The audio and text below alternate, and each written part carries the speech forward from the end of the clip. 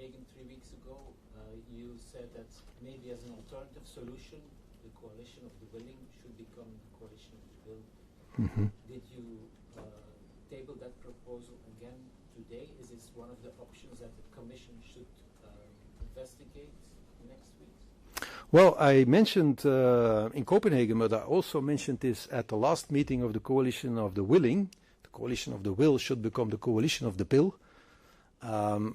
When we gathered in Paris at the Élysée, when we were all there, I said, can we also become the coalition of the bill? Since Paris and Copenhagen, I could give you the number of phone calls I got from coalition of the willing members to say that's a great idea, but it tends to zero. It actually is zero. So there is no alternative to the using frozen assets? There is always an alternative. Maybe there are alternatives possible. We all want to support Ukraine. The coalition of the will is there saying we stand with Ukraine, whatever it takes. We've said that many, many, many times. So if we talk, let's be honest, about a financial need, I've read a figure of 45 billion a year to keep Ukraine afloat.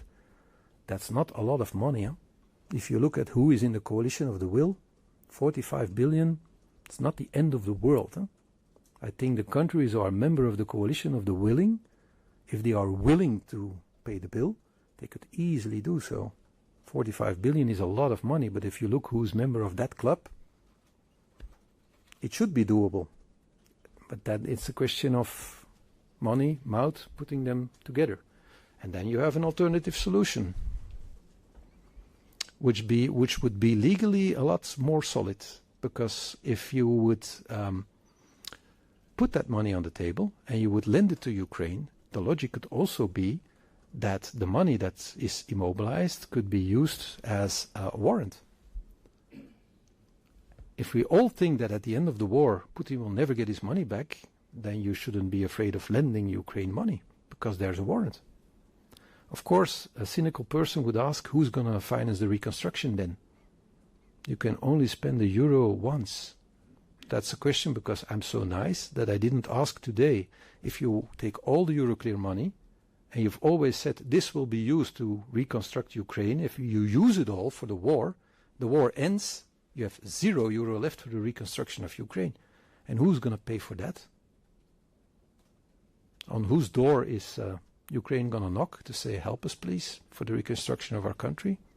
It will not be Putin, because he said, I already, j'ai déjà donné, hein? I already lost my assets. It will be us again. And you can only spend the euro once. Huh? If you do it now, then you don't have it at the moment where you could legally use it, and where immobilized assets have been used before in history, and where you have legal ground beneath your feet to do it. So I would prefer an alternative solution, but again, I'm only poor little Belgium. The only thing I can do is point out where the problem